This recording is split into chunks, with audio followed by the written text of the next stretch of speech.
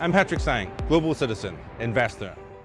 Join me as I talk with global influencers for their insight, wisdom, and how they overcame their own personal challenges. Sharing positivity, overcoming challenges, creating one world together. I'm Patrick Tsang. Anything is possible. Welcome to Anything is Possible. Today is the first time we're interviewing live in New York City. I have a great guest, Peter Shapiro, who's a good friend of Mark Scarper, one of the producers of Defiance Media. Peter is a veteran in the concert music scene in New York City, entrepreneur. Very happy that you're here today. Well, first of all, great to be here. Great to be your entry to New York, and congrats on all you've been doing with the show. Let's rewind a little bit. Your childhood. How did you grow up? And did any of these childhood experiences affect what you wanted to do later on in life? I mean, I grew up here in New York City, and I did not, in my teen years, think I was going into live music or running venues. I was just a normal kid into sports. Went to Northwestern University in Chicago. I had a love of film and studied film there, and really had my major kind of life-altering experience at a happy childhood occurred at university. I was at school in Chicago at Northwestern University, and I had a life-changing experience. It sounds crazy, but at a Grateful Dead concert. At the first Dead show, second show I'd ever been to, I left the show for a variety of reasons before it was over, and I was in the parking lot. And it was snowing, and there are all these kids, 20 years old, like me. They were on the road. They were living in a bus. Like it's the Summer of Love, 1967 in Golden Gate Park. But it was snowing at Rosemont Horizon in Chicago. I was just like, wow. Like, what's this? And I was a film student. So growing up, I was real into film, went to Northwestern for film, went to the library the next morning. It was the first time I was ever like online. There's something in the concert business, doors, in the line for people to rush in and get the best spot. I was at doors for the library at Northwestern the day after that Dead show in March of '93, to be the first to get in and research what had been done documentary film-wise about this thing I had just seen at the Grateful Dead show, the parking lot of the scene. So I didn't find anything really. So I took a video camera in '93, which was about this big. I found another film student at Northwestern who was game to go on the road with the Grateful Dead for a month, live in a van. And we made a documentary about these kids our age who are on tour with the band, living the 60s life. So this was just a personal curiosity, or you had a ambition to make it into part of your school project? It was a personal passion, and we made it a school project. Northwestern actually was very supportive of enabling us to take this passion and going on the road with the Grateful Dead with the big camera and to make it a school project. We did. We made an hour-long film video about the young people on tour with the Grateful Dead and the scene around that. We spent time with the police in Louisville, Kentucky. We spent time with the vendors in the parking lots, making t-shirts, grilled cheese, drugs, everything. And also some of the luminaries from the 60s, Ken Kesey, Timothy Leary, Wavy Gravy, everyone around the scene. I could not get the band, but I got everyone around it. And that experience changed my life because it set me on a path that then led me to everything that would come. That's how I believe life, the subway, the open doors, and like, do you make the train or do you miss it? And the difference that can happen through either path. There's a Gwyneth Paltrow movie. Sliding Doors. Thank you. That's it. Sliding Doors. I had Sliding Doors. I went to that show. I was not a Deadhead beforehand, but someone invited me. I went to that show, and that altered my path because that led me to Wetlands, my first venue, which I ended up really having the chance to take over my first venue because the owner saw my film on the Grateful Dead. Owner of the venue. Yeah, he was a Deadhead. He saw what I made as a student, trying to depict this lifestyle, and he said, you could do this. You could take over this place. I'm going to give it to you. who believed in the dead and the culture, and he started Wetlands based on the ideals and the best of the Grateful Dead. He was a Deadhead, and he sees this kid make this film about this scene, and he said, Wetlands is the next, the kind of supporting the young bands that are following in the footsteps of the Grateful Dead, this jam community, which, by the way, is very popular, Sure. Still popular. And what was interesting about Wetlands is it integrated activism and music. So this is a place where organizations like Amnesty International, Rainforest Action Network, environmental groups, because where are we going to get people to organize? Library, school, coffee, here, or the rock club before the show. Interestingly enough, like Sliding Doors is such a, I don't think it's the best movie, but the analogy and the sort of like concept behind it is very interesting. So I think there's something that we share in common is like you have a plan, or maybe some kind of plan, and always in life, things never go according to plan, and you sort of make the best out of each situation, which is what we try to encourage in the sort of thesis of Anything is Possible. So from your experience, right, to advise and to encourage young people, what's your kind of advice in terms of when you did the film school thing? Yeah. Did you have an idea that I'm going into film, I love music, or it sort of like skewed you? Oh, I'm definitely doing music, I'm doing a club. Like what's your advice? Yeah, rock and roll comes with issues when you put on big shows. Yes. And I do shows with 50 people, and I've done shows with 50,000. They both have a lot of similarities. You got to book the band, you have to have the venue, you got to promote the show, you got to sell the tickets, you got to put on the show. That's the same at 50 people or 50,000. And it's all about how you respond to problems that pop up and the spirit with which you bring it. It's most important to just keep pushing forward. You want to give yourself, I think, some room for rounded edges. You mentioned Wetlands, yeah, and then you mentioned Brooklyn. Tell us how the whole franchise of the Brooklyn Bowl came about. The general manager of Wetlands, Charlie Ryan, and I walked the streets, Manhattan, Brooklyn. We loved a place. We took what we had learned from other places. We walked in Williamsburg and all over Brooklyn, and we found on North 11th and Wythe in Williamsburg this amazing barn that's from 1881. And remember, we knew right away, I think, that this place is special. We tried to take that energy at Wetlands, where we worked harder to create a vibe, and I brought that to Brooklyn Bowl and combined it with great sightlines. Excellent.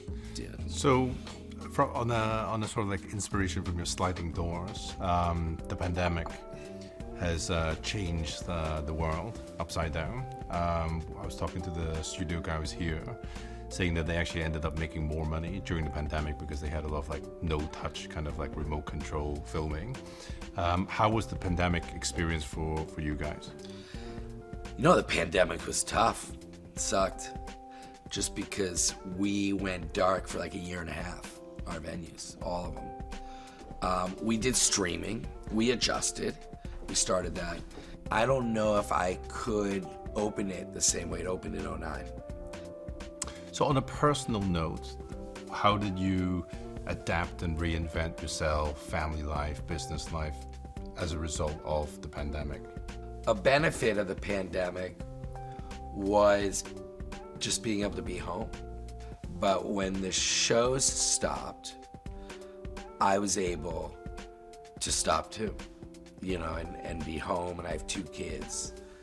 And that was nice. I think the pandemic caused good and bad. And doing what I do, putting on these shows, it's a balancing act for everyone. But I think I've got it pretty good. In life, there's always good, there's always bad. It just depends on the perspective. I think it's important to be present. And I think it's not possible to be present just on a Zoom call. I think you can get business done, things done, but it's just the same as in business, what we do in relationships. You can never beat face-to-face. And I think it's the same with rock music, festivals, sports events. It's just that kind of stuff. People want to be there. You want to be in that moment and record the moment and know that I was there instead of just watching on TV. But because the screen just you can't replicate things like this because it's about the experience, not the content. Right? I agree. You know, I mean, that's what I do. Yeah. You know, and in terms of like your charitable work, your civic organizations, tell us about like what you're involved in right now. well, I'm chairman of Headcount, which I'm really proud of, and is the leading organization that really utilizes music to activate young people and people to register to vote and to be engaged in the electoral process. So Headcount is out at festivals and shows, and I'm chairman of that. I'm on the board of New York Public Radio, which is leading organization in New York. Public radio is important, and public media, so I'm on the board of that. I'm on the board of City Parks Foundation. Yeah. Regarding, this is something that I've learned over time, which is the ability to say no and not take on too much. Because I'm like you, like once you go for it. And then the thing is, unfortunately, as you get older, there's just too many things ongoing. What's your advice to young people on when to say no? Obviously, you have to feel it. It's easy to be like, oh, just say no sometimes. But then you're in the real world where it's a friend and a good friend, and it's a neat, it's people need help. But you can only do what you can do. You also have to protect your health. When you're in a business like what I'm doing, rock and roll, I've done 10,000 shows that I've put on. I try to max it, but not go over that line.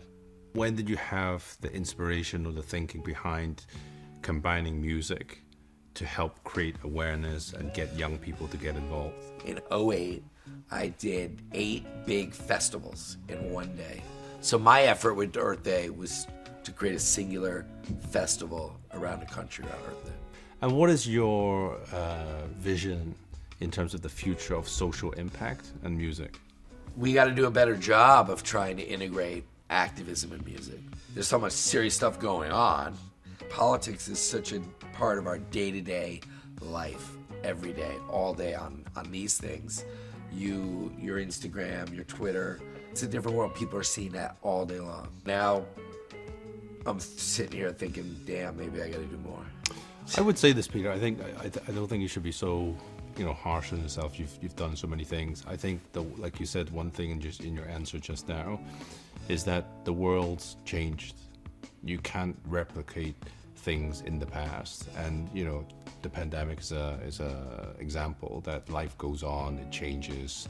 Your kids are different. The next generation is different. The way they look at things, politics, the world, activism is all different. You can't create the old things to make it like it will work now. It just has to be in a different format, and the way that they consume things is very different to how we can consume things. But go on to more like personal note, because on the show we try to share positivity and like lessons for young kids.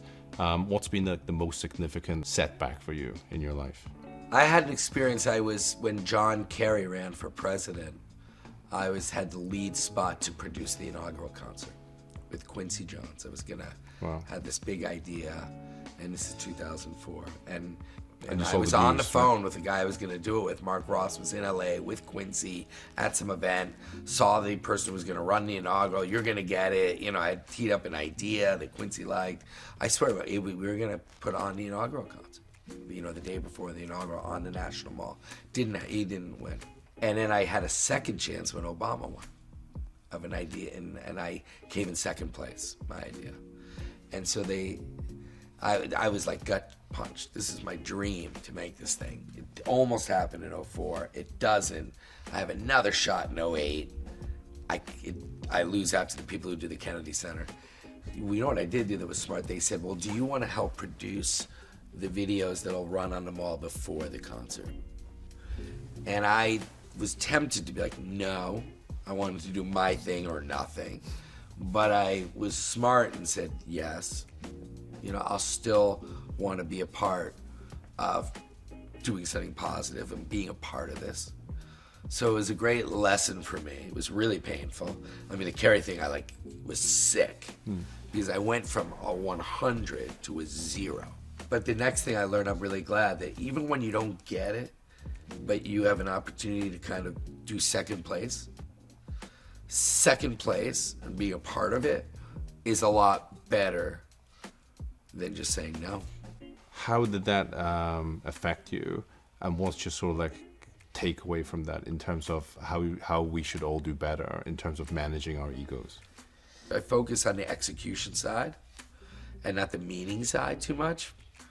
And I figure one day I'll sit back, hopefully one day on a beach I can think about the meaning. But right now I'm just doing it and try to bring joy to people, happiness. I think one thing we share, from a investment standpoint is that whether you do 5,000 seats, 50 seats, 50,000 seats, you still have to follow the formula that the fundamentals of whatever you're doing has to be done, and you've got to do things, all the basic steps well, in order to get the show done, instead of thinking, wow, it's Michael Jackson, it's Bob Dylan, and if you do that, then you can make mistakes as a result of being wowed. You know that if anyone's watching who wants to be in music, I say this to the interns we have, 90% of what you have to do is the same as 50,000. Yes, at 50,000 when you have to make sure the lights work, but at 50 people you still need a venue with good lights. It's a lot of the same exact stuff. So anyone watching who's like, you can do it. Find a friend, find a cousin, rent a little bar, whatever city. There's nothing like doing it. You'll learn a lot doing it, and it's doable. So you've had obviously a very long-lasting career. What principles and ethics do you live by, and how do you uphold them? Try to be a good guy, good person. Try to be honorable, try to do the right thing. The rest follows. Because I'm dealing on so many levels. There's money stuff, and there's this, or there's the HR of it all. I have 1,000 people probably in all my different venues. Try to treat people the right way. Try to be a good person, really. And it's tough to see out there in the world. I'm shocked sometimes, these people who I feel like I just don't get it, and some of the politics stuff going on, because you want to be righteous but I just try to stick to what that kid did at Wetlands. It was 1996, and I've done it every night since. Sometimes I get tired, but then I get a good night's sleep, I'm ready to go. I also find a great moment for me, a great live moment, maybe you find this like an experience. It lasts for me, seeing a great show. The next day I still feel great. And then like a day or two later, it starts to fade. I think I give it 72 hours, a great show, and then I need it again. So for me, this live experience is like a drug. And luckily, I keep needing it. I think there's a lot of very successful bands, rock bands, boy bands, they go on concert, and they go on the world tour for 3 months, and every night they have 80,000 people, and then they get high, right?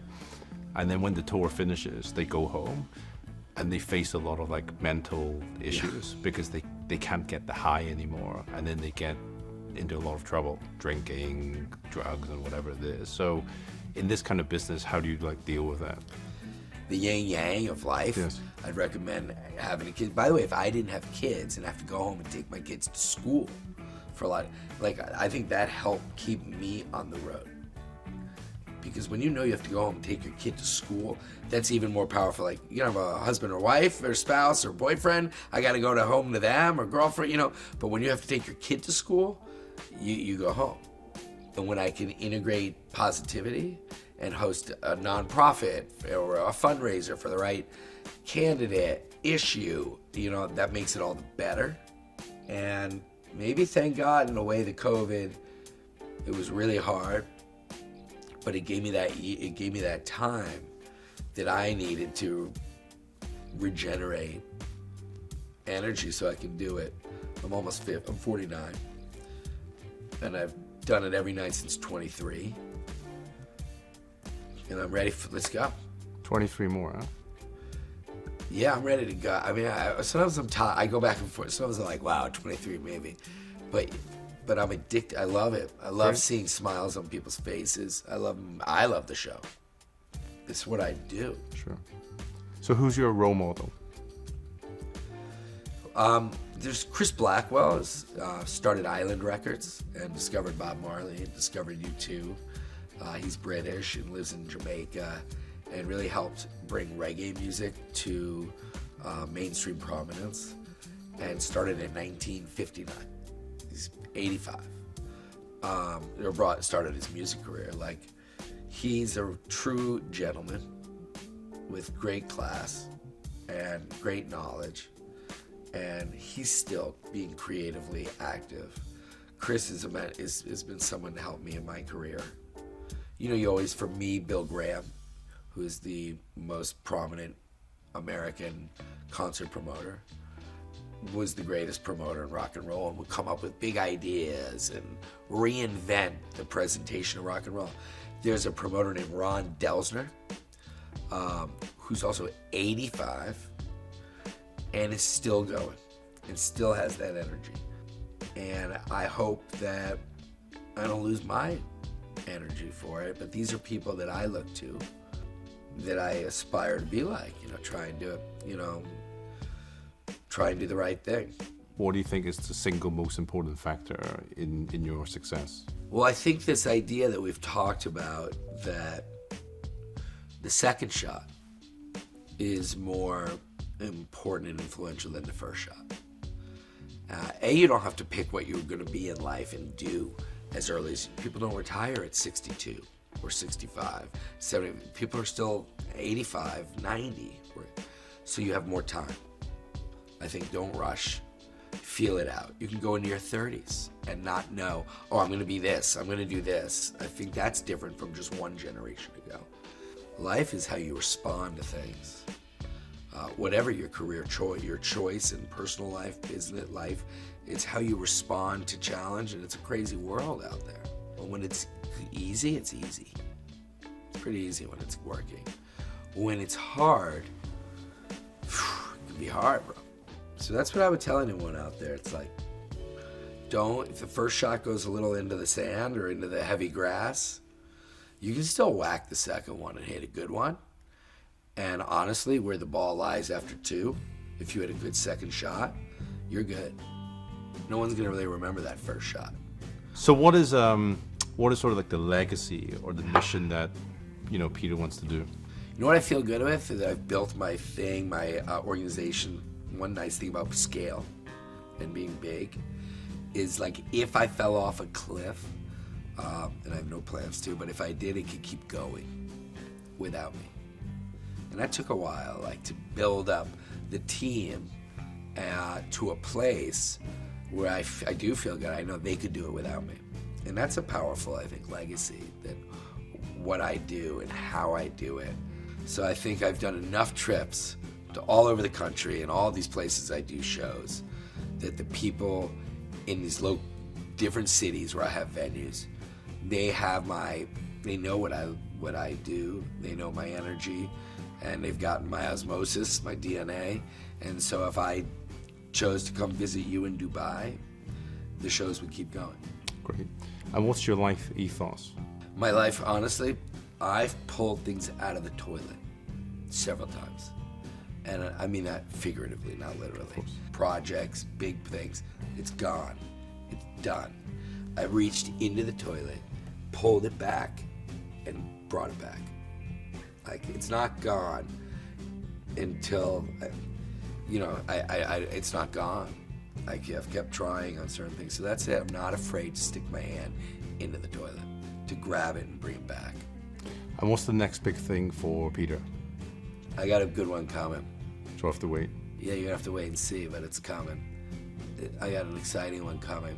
What is the number one advice you would give to young people?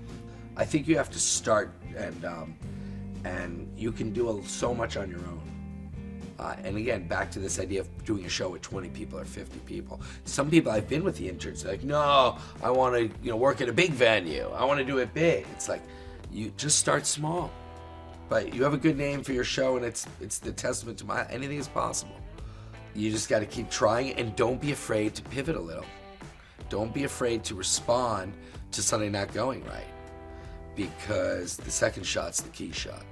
Peter, thank you for your time. It's a real pleasure to talk to you. Thanks, brother. Congratulations on the award. Huh? Thanks, buddy. Yeah, Thanks. take care. That was fun. Thank you for having me. No, thank you.